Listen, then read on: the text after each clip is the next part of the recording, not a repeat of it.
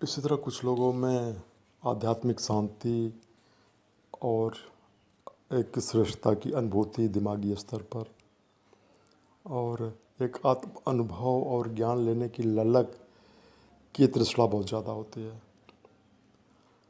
वे अपने आध्यात्मिक सुख संतोष को वरीयता देते हैं, बाकी चीज़ों को गौण रखते हैं। अक्सर ऐसे लोग कला साहित्य संगीत दर्शन में रुचि रखते हैं। उनका पुस्तकों के प्रति रुझान होता है, वार्ताओं के प्रति रुझान होता है, लिखने पढ़ने के प्रति उनकी तृष्णा बहुत प्रबल होती है, कुछ बताने के लिए बहुत मुखर होते हैं और वो अपने जीवन के सुख संतोष को अपनी आध्यात्मिक उपलब्धियों में देखते हैं कि उन्होंने कितना अनुभव किया, कितना वो किया और कितना वो उस रूप में जाने गए, कहाँ पे अपनी बात कैसे कही, कैसे उनको सपोर्ट मिलता रहा और कैसे लोग उनके फैंस हुए, कैसे वो विशिष्ट माने गए। तो एक तरह से कुछ लोगों की तृष्णा बौद्धिक क्षेत्र की होती है, वो भी एक तृष्णा है, वो कोई वैराग्य नहीं है। वो बौद्धिक जगत में कुछ करना चाहते हैं और वो बौद्धिक स्टाइल को जीना चाहते हैं और उस रूप में उनकी ये तृष्णा प्रबल होती है और वो इसको बाकी चीज़ें उनके लिए पद प्रतिष्ठा या अहंकार जो है वो इसी के लिए चाहते हैं। वो बाकी चीज़ें उनके लिए गौण होती है, वो ग्लैमर ज़्यादा नहीं चाहते, वो अहंकार उनका कोई ताकत को लेकर अहंकार की कोई इच्छा नहीं होती, वो संपत्ति के मामले में बहुत तटस्थ होते हैं, संग्रह की कोई उनकी इच्छा नहीं होती। उनकी इच्छा केवल अपने आध्यात्मिक परिप्रेक्ष्य में अपने सामाजिक और सांस्कृतिक ताने बाने को मजबूत करने को होती। तो और भी कई तृष्णाएँ हैं। और इसी तरह हम बात करें भय की, फियर की, तो देखिए भय भी हमारे, तो जैसे हम पैदाइशी जो भय हमारे जो वैज्ञानिक बताते हैं, मनोवैज्ञानिक बताते हैं, हम मनुष्य लोग हैं, हम केवल 3 भय लेके पैदा होते हैं मुख्य तौर पे। अंधेरे से भय, ऊंचाई से भय और रेप्टाइल से भय, रेंगने वाले जंतुओं से भय, जिसमें सांप मुख्य रूप से है। तो ये 3 भय हम लेके पैदा होते हैं। किसी भी छोटे बच्चे को जिसमें ज़रा भी चेतना आ गई हो, वो अंधेरे में डरता है, चिल्लाएगा, वो ऊंचाई से नहीं कूदेगा, ऊंचाई पर डरेगा, सुरक्षित जाएगा। रेप्टाइल रेंगने वाले जीव जंतुओं को नहीं पकड़ेगा, उसको अवॉइड करेगा, भागेगा। लेकिन उसको आप खूंखार शेर के पिंजड़े में रख दीजिए, वो खेलेगा शेर के जबड़े से, जब तक शेर ने उसको काटा ना हो या कोई तरह का भय सिखाया ना गया हो कि शेर खतरनाक होता है, जंगली कुत्ते खतरनाक होते हैं, भालू रीछ बंदर खतरनाक होते हैं, जब तक उसको कोई भय सिखाया नहीं गया कि बचो, या उसका कोई अनुभव नहीं है उस भय से, तब तक वो उससे भयभीत नहीं होता है।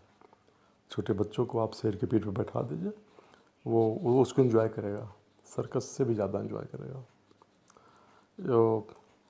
तो उसके भय ऊंची आवाज़ों से, पंजे से और भी जो सीख, तो एक तरह से हमारा कहने का मतलब है कि हम भय को सीखते हैं, लर्न भय, और हम अपने अपने परिवेश से सीखते हैं, अपने अपने हम जैसे रहते हैं, जिन परिवारों में रहते हैं, जो हमारा घर होता है, जो हमारी सामाजिक सांस्कृतिक हैसियत होती है, पिता की परिवार की जो परिस्थिति होती है, हम जिस गांव घर देहात शहर गली मोहल्ले में रहते हैं, महानगर में रहते हों, वहाँ पे घर स्कूल, ये सारी चीज़ें मिल करके हमारे भय को भी विशिष्ट बनाती हैं। जैसे भी हम बात तृष्णा की कर रहे थे कि सब में होती, लेकिन कुछ लोगों में कुछ तृष्णा प्रबल होती है, उसी तरह से भय की बात है। तो भय का मतलब अपनी सुरक्षा, खतरे से अपनी सुरक्षा, बचना और उस तरह की प्रतिक्रिया देना कि खतरा न्यूनतम हो जाए। खतरा जब ज़्यादा हो तो हमें छिपना, बचना, रणनीति बनाना, बहुत अपरिहार्य हो जाए तो संघर्ष करना। तो आप देखिए तो हर आदमी का आपका अपना भी निजी भी कोशिश करेंगे तो पता भी चल जाता है देखने से ज़रा सा कि आपके कोई ऐसे भय होंगे जो आपके अंदर अन्य से ज़्यादा होंगे। और ये भय अक्सर हमारी तृष्णा से भी थोड़ा बहुत कोरिलेटेड रहता है, सहसंबंध रहता है।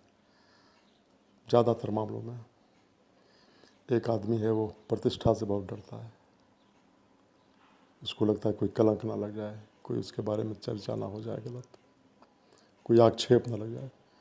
वो किसी घटना की होने वाले नुकसान से कम डरता है बल्कि घटना के प्रति सामाजिक प्रतिक्रिया क्या होगी उससे ज़्यादा डरता है। एक व्यक्ति है जो सामाजिक प्रतिक्रिया से नहीं डरता, बल्कि उस घटना से क्षति क्या होगी उससे ज़्यादा डरता है। जैसे उदाहरण के लिए थोड़ा और स्पष्ट कर दें, एक व्यक्ति है, वो मान लीजिए नौकरी में आया, नौकरी मिल गई उसको, नौकरी अच्छे से कर रहा है, उसके ऊपर आरोप लगा कोई कि करप्शन का आरोप लगा।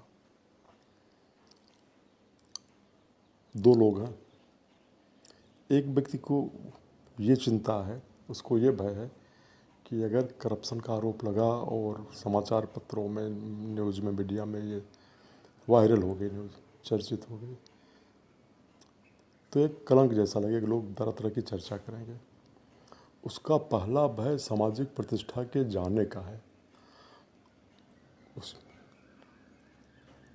उसका उतना ज़्यादा भय उसकी कार्रवाई की नहीं है कि इससे करप्शन का चार्ज लगा है, कि इंक्वायरी होगी, जांच होगी, क्या होगा, प्रमोशन रुकेगा कि नौकरी रहेगी कि जाएगी, कि सस्पेंड होंगे, क्या होगा, इंक्रीमेंट घटेगा कि पोस्टिंग नहीं मिलेगी अच्छी, उस या दूर तक ट्रांसफ़र हो जाएगा। उसकी गहरी चिंता उधर नहीं है, उधर भी है लेकिन वो उतनी नहीं है। उसकी ज़्यादा चिंता जो है अपने सामाजिक प्रतिष्ठा की है। तो यहाँ पे हम कहेंगे कि वो अपने सामाजिक और एक्सेप्टेंस और अपने छवि के बारे में वो ज़्यादा सतर्क है। अपने ऊपर लगे आक्षेपों, कलंकों और सार्वजनिक अपमान और भर्त्सना उसका बड़ा भय है, उसका भय वो ज़्यादा। वहीं पर जिसका भय इधर का ज़्यादा नहीं होगा, वो तुरंत ये देखेगा कि नौकरी में जांच फांच तो चलती रहेगी और आरोप लगते रहेंगे दुनिया भर के। उसका पहला भय होगा, ज़्यादा बड़ा भय होगा कि हम कुछ होने ना पाए। अगर इंक्वायरी सेटअप है तो इसको कैसे हैंडल करें, कैसे अपने संपर्कों को उपयोग करें, कैसे जोड़ तोड़ करें, कैसे कोशिश करें कि हमारा प्रमोशन न रुकने पाए, हमारा इंक्रीमेंट न रुकने पाए। उसका बड़ा फियर ये है कि कोई क्षति न होने पाए। उसका भय आर्थिक क्षेत्र में है, कैरियर के क्षेत्र में है।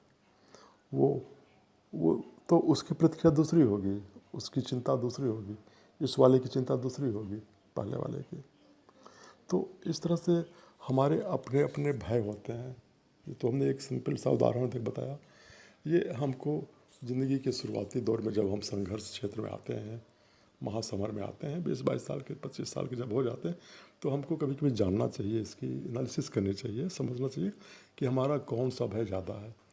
हम प्रतिष्ठा और कलंक, देखिए तृष्णा की बात छोड़िए, तृष्णा में हम कुछ चाहते हैं, भय में कुछ चीज़ों से हम बचते हैं, उसको हम खतरा मानते हैं। कुछ लोग कैरियर के खतरे को खतरा मानते हैं, बड़ा खतरा। कुछ लोग प्रतिष्ठा के खतरे को बड़ा खतरा मानते हैं। कुछ लोग सामाजिक भर्त्सना से ज़्यादा डरते हैं। कुछ लोग अपने कैरियर की रुकावट से ज़्यादा डरते हैं। यहाँ पे थोड़ा सा, यद्यपि दोनों, सब लोग दोनों चीज़ों से डरते हैं, लेकिन यह कि कौन किस मात्रा में किससे ज़्यादा डरता है। जो सामाजिक भर्त्सना से और इधर उधर होने वाली चर्चाओं से ज़्यादा डरेगा, या दो लोगों में बेइज्जत होने से ज़्यादा डरेगा, कि कोई आक्षेप लगने से ज़्यादा डरेगा, या लंज लुंज पुंज बेकार हैं ये कहे जाने से ज़्यादा डरेगा, वो उसकी प्रतिक्रिया नौकरी में दूसरी होगी, उसका जीने का ढंग दूसरा होगा। और वहीं पे जो इससे कैरियर से ज़्यादा डरेगा, आर्थिक क्षति ना हो जाए, प्रमोशन ना रुक जाए, निलंबित ना हो जाए, नौकरी में बड़ी बाधा ना जाए, जो उससे डरेगा उसकी प्रतिक्रिया दूसरी होगी। तो इस तरह से अभी हम और भी कई भयों की चर्चा करेंगे क्रमशः।